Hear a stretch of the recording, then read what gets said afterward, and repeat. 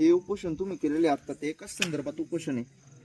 आम्ही सर्व आंबेचे ग्रामस्थ, आजी माजी सरपंच, खरं तर आंबेगावच्या आमच्या राष्ट्रवादी काँग्रेसच्या महिला अध्यक्ष आणि आताच त्यांनी पंचायत समिती निवडलेली दांगडताई, कमलताई दांगडताई आणि इथले माजी सरपंच संपूर्ण एक ग्रामस्थ मंडळी. खरं तर आज सकाळीपासून आम्ही या ठिकाणी 10 वाजेपासून उपोषणाला बसलो आहे. आम्हाला आमची मागणी आहे की आंबे गावामध्ये आता 8वीचा वर्ग शासकीय आश्रमशाळा आंबे अशी आमची मागणी आहे. परंतु ज्या प्रकारच्या खरं तर आमची दिशाभूल चाललेली आहे, या ठिकाणी एका दिवसामध्ये 3 रिपोर्ट आम्हाला पाहायला भेटले.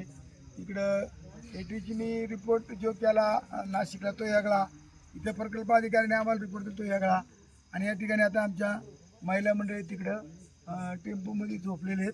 आता रात्रीचे 1:15 वाजलेत आणि 1:15 वाजता असे हे सगळे आमचे मंडळी झोपलेले आहे. बघा इथं किती वाईट अवस्था आहे. इथं कुठल्याही प्रकारची लाईट नाही आणि एवढी मच्छर आहे तर माणसाला झोपणं पण रात्र काढणं आम्हाला कठीण होणं आहे. मी खरं तर मी स्वतः जिल्हा परिषदचा माझे अध्यक्ष आहे, देवराम लांडे म्हणून माझी ओळख आहे. मी सकाळी 11 वाजेपासून या उपोषणाला पाठिंबा म्हणण्यापेक्षा मी यांना समर्थन देण्यासाठी या ठिकाणी आहे. आत्ता जरी 1:15 वाजले तरी आज आम्ही या ठिकाणी खरं तर खूप म्हणजे असं याच्यामध्ये आहोत, म्हणजे विचार करतोय की एवढं मोठं 100-150 लोक उपोषणाला बसून जर आम्हाला न्याय मिळत नसेल तर आम्ही या सरकारचं खरं तर निषेध करतो. उद्याला आम्ही वाट बघणार आहेत, नाहीतर आमचं तीव्र आंदोलन होणार आहे.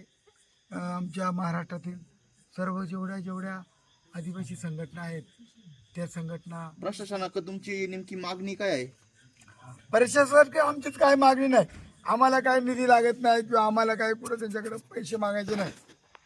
फक्त 8वीचा वर्ग वर आंब्याला जर निघाला आंबे आश्रमशाळेला तर 5-6 गावची मुलं शाळा शिकतील. जशा आमच्या 2 पिढ्या फुकाट गेल्या तशा आता येणाऱ्या 10 पिढ्या या खरं तर शिकतील. या दृष्टिकोनातून आम्ही फक्त शिक्षणासाठी 8वीचा वर्ग मागतोय. याच्या पलीकडे आमची काही मागणी नाही. हा पुरवठा नक्की किती दिवस चालू आहे? 2013 पासून ग्रामस्थांनी पाठपुरावा केलेले 16 वर्ष झालं. म्हणजे राम सुद्धा वनवासाला गेला 16 वर्षे. त्या रामाच्या वनवासापेक्षा जास्ती वनवास या आंब्याच्या लोकांनी काढलेत आणि पाठपुरावा करून जवळजवळ पोताभर कागद इथं आणून दिलं. त्या पोत्यात ते कागद मागणार नाही, अख्खा पोता भरेल त्यांच्या ऑफिसला. इथून तर पार एटीच्या ऑफिस नाशिकपर्यंत पोताभर कागदांचा पाठपुरावा करूनही आम्हाला 8वीचा वर्ग निघत नाही. याची खरं आम्हाला खंत आहे. युवा क्रांतीत मी संपूर्ण आदिवासी बांधवांच्या वतीने तुमचा आभार मानतो का तुम्ही रात्री 1 वाजता आमच्या विचारपूस करण्यासाठी आमचं उपोषण कशासाठी बसले हे तुम्ही खरं मी पहिला पत्रकार पाहिलाय का रात्री 1 वाजता सुद्धा तुम्ही इथं आमची दखल घेण्यासाठी आलेत. म्हणजे जेणेकरून ज्या अधिकाऱ्यांनी दखल नाही घेतली, एक मीडियाच्या माध्यमातून, मीडिया म्हणजे पत्रकार, मीडिया म्हणजे हा तिसरा डोळा आहे आणि हा तिसरा डोळा रात्री 1 वाजता तुम्ही या ठिकाणी आल्याबद्दल मी तुम्हाला सलाम करतो.